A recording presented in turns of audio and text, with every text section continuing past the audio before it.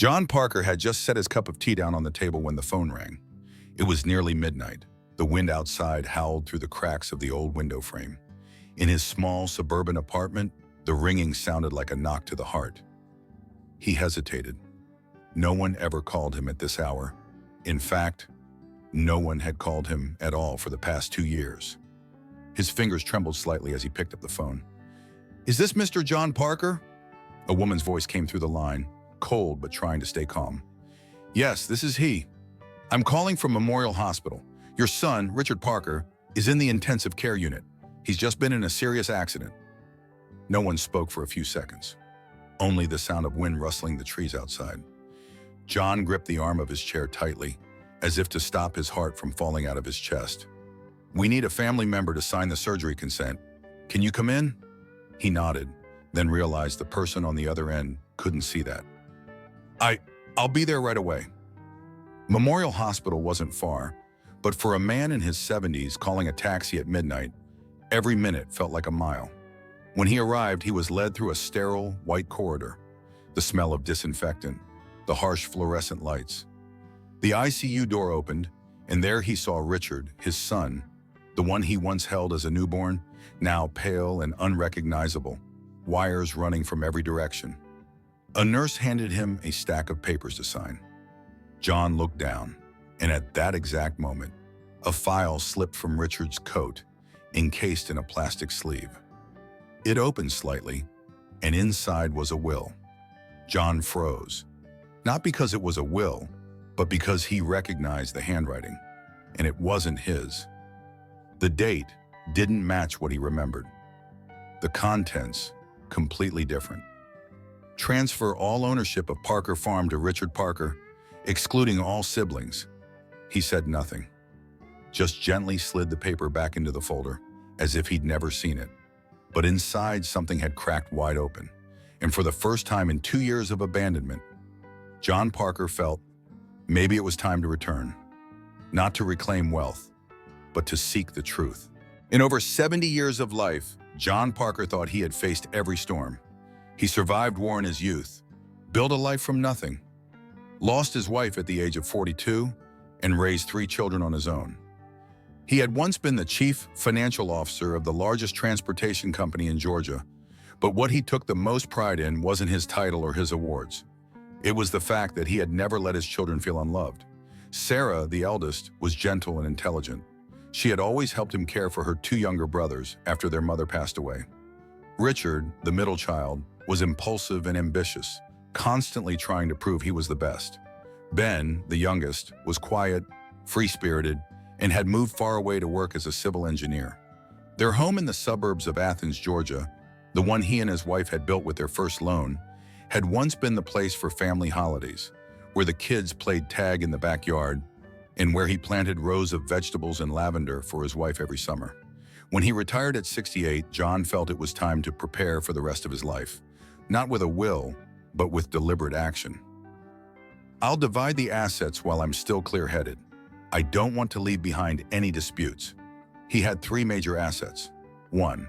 Parker Farm, a 60-acre estate passed down through generations. 2.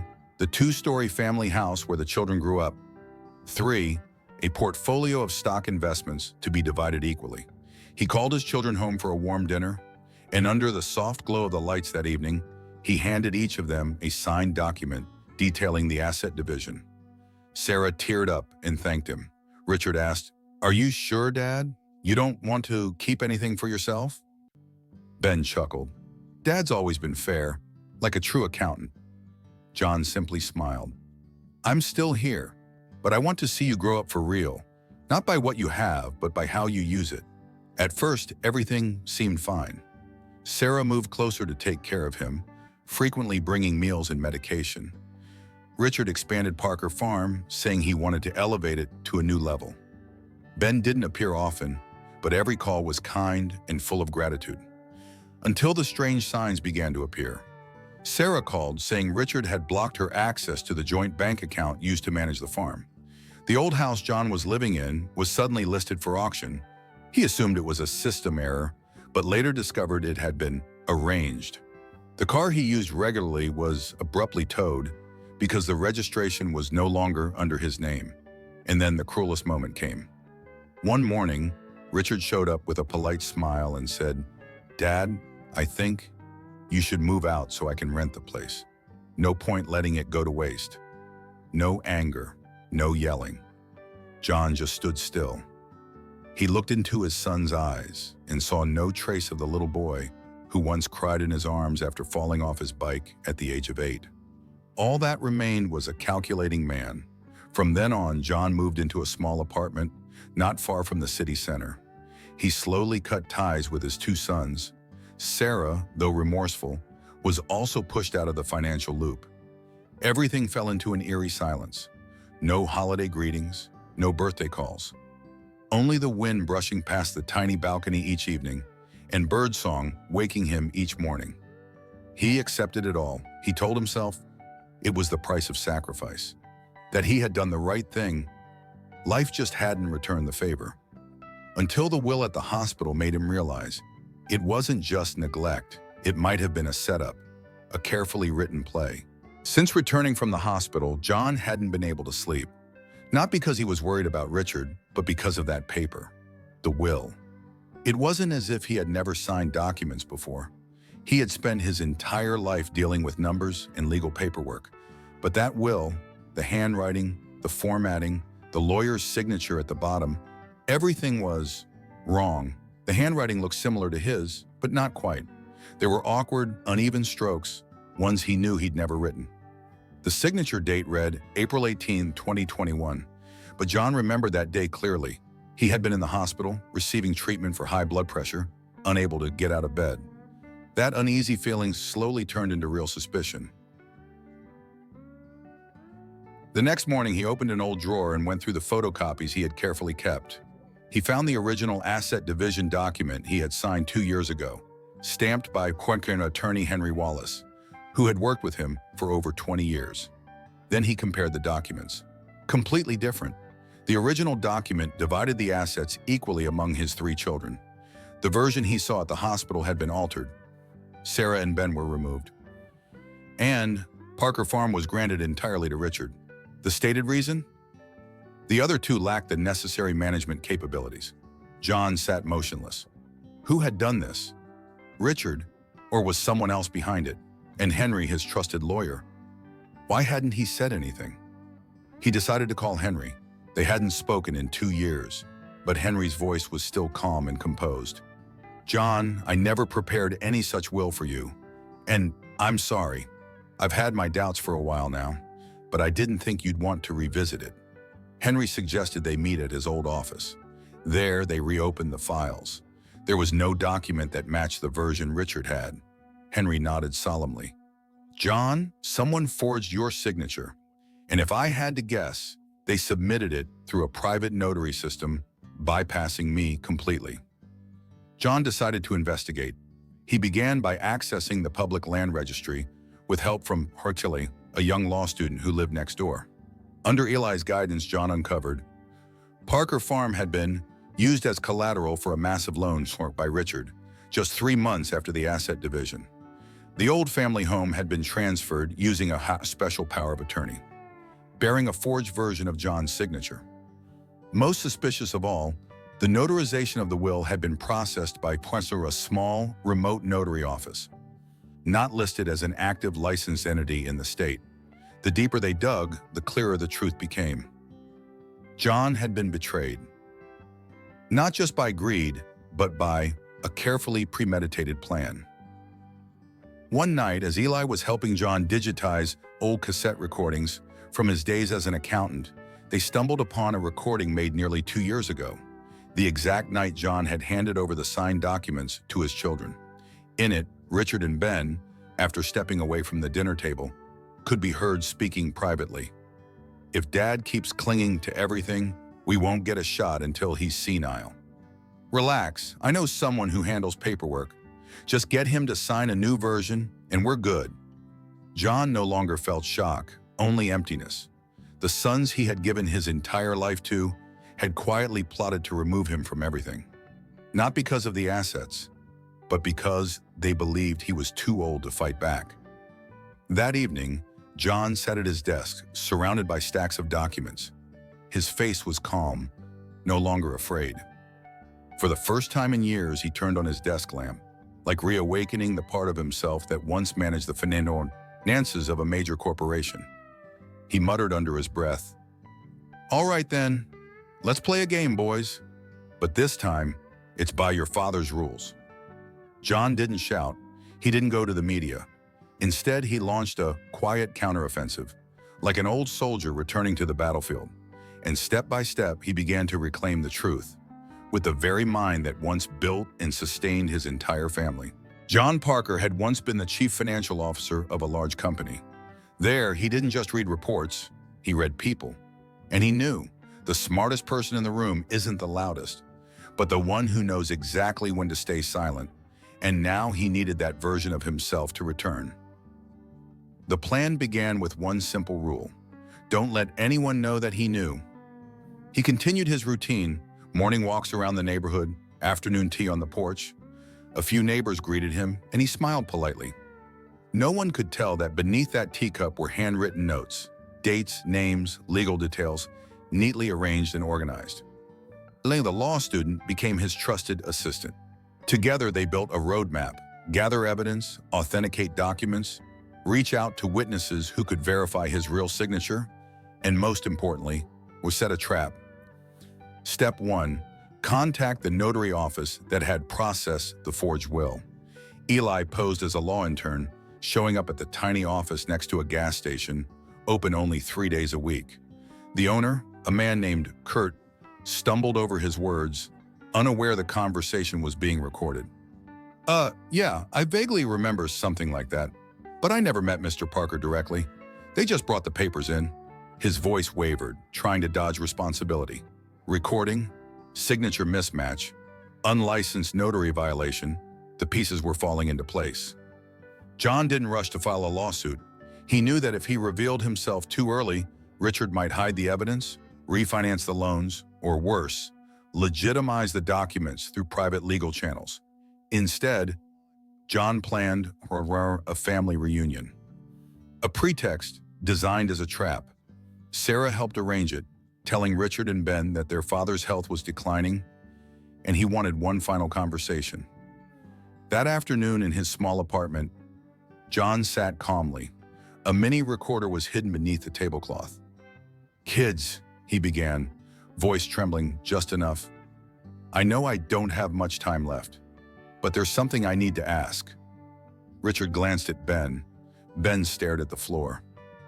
"Why was I never told about Parker Farm being mortgaged?" Silence. "Dad, you already gave us everything," Richard replied. "What more do you want?" "I just want to know if you did what I trusted you to do." Ben blurted out, "Come on, you already know what we did. Why ask?" That was all John needed. 4 days later, attorney Henry Wallace filed a formal lawsuit on John Parker's behalf with full evidence: the original will, forged signatures, audio recordings, and notarial misconduct. And then the snowball started rolling. A small headline in the local newspaper: "Elderly father sues son for fraudulent will and property theft." 2 days later, the local news station came to interview John. He didn't speak with bitterness. He simply said, "I'm not trying to get anything back. I just want to know that I'm not crazy." Social media picked it up. Hundreds of comments poured in. "This is heartbreaking. To have kids like that. I hope justice finds him." The elderly deserve protection, even from their own families. A week later, the district attorney's office announced a criminal investigation. Charges: forgery, elder abuse, and fraudulent acquisition of assets. Richard was summoned. Ben remained silent. Sarah wept. When she saw the case file, she had never imagined her two brothers could go that far. John, sitting at his old desk, smiled for the first time in years. Not because he had won, but because the truth was finally being restored properly. But when the truth comes out, the betrayer doesn't just lose the property, they lose their reputation and the relationships they once thought unshakable. and John walked into his final chapter with his dignity intact, in a way no one ever saw coming. The news spread faster than anyone in the Parker family could have imagined. Local businessman under investigation for allegedly forging a will to steal his father's estate. The headline appeared not only in local newspapers, but was also mentioned on evening television news programs. Not long after, Richard Parker was officially charged with document forgery and systematic fraud for personal gain. Ben Parker, though not directly listed on the forged paperwork, was also under investigation for aiding and abetting in the creation of falsified documents. John didn't attend the first hearing, but the media showed up in full force. The court announced a temporary freeze on all assets related to Parker Farm, including the land, bank accounts, and property rights. The community, which had once seen Richard as a model son, was now abuzz with gossip. Clients withdrew contracts, business partners refused to continue working with him. There was no need for a verdict. The truth alone was already the most devastating blow Richard had ever received. One morning, Sarah knocked on John's apartment door. The same girl who once clung to him in tears when her mother passed now stood on his doorstep, crying once again. "I'm sorry for not trusting you sooner, for staying silent when I knew something wasn't right." John said nothing. He simply handed her the handkerchief that once belonged to his late wife. He wasn't angry with Sarah. He knew she had tried to keep the family together, even if the price was 2 long years of silence. A few weeks later, the court ruled. All assets would be temporarily returned to the original title holder, John Parker, pending full investigation. Attorney Henry suggested he reclaim ownership, or at least file for defamation and damages. But John just smiled. "No need, I've already taken back the one thing that matters. The truth. Everything else is just paper." He officially declined to repossess the property. Instead, he proposed the creation of a legal support fund for elderly victims of financial abuse, with Sarah appointed to oversee it. The courtroom fell silent for a long moment. No one had expected that the same old man who was pushed out of his own home just 2 years prior would not only reclaim justice for himself, but open the door to protect thousands of others. The community began calling him the Father of Justice. On television, a news anchor ended her segment with this line: "Not every father needs wealth to be respected, but every child needs the truth, to understand what they've truly lost." After everything, John didn't choose revenge or recognition. He chose peace. And in the final moment of his story, what moved people to tears wasn't the courtroom verdict, but a quiet whisper from the man himself. "I didn't lose anything. I just took back who I was." One autumn afternoon, the golden light of day's end streamed through the falling leaves outside the porch. John Parker sat in the small garden of Claymore Nursing Home, a place he had willingly moved into just weeks after declining to reclaim his assets. No one understood why he chose that place. A man who had just won everything back, choosing instead to give it all up, to live in a small room among quiet, elderly strangers. But for John, this wasn't retreat, it was peace. He still woke early to water the plants, still read every afternoon, still brewed tea on time just as he had when living on the farm. Only now, he no longer had to play any roles. One afternoon, Eli, the young law student, came by. He sat across from John, hands clasped tightly, as if gathering the courage to ask what had been on his mind for a long time. "Mr. John, if you could win it all back, why didn't you take it? Why walk away from what was rightfully yours?" John looked at him for a moment, then smiled, a soft smile with no bitterness, no regret. "Because some things, when you hold on to them for too long, they stop being yours. They become burdens." He gazed up at the trees, swaying gently in the wind. "I don't need to return to the past just to prove I was right. I only need to know I didn't take the wrong path." Eli nodded quietly, but just before he stood to leave, John added, "Some bridges don't need to be burned. They'll collapse on their own, under the weight of the greed built on top of them." Eli wrote that line in his notebook, and many years later, when he became a renowned attorney who defended the elderly, he still repeated those words as if they were a compass for his work. John Parker's story didn't end in a grand finale. There was no tearful apology, no crumbling mansion, no dramatic triumph. There was only a father who walked through betrayal with quiet strength. Only a man who reclaimed the truth without needing to hold on to anything else. And only one message etched forever in the mind of those who listened. Not everyone who betrays us is an enemy, and not everyone who walks away is worth holding on to.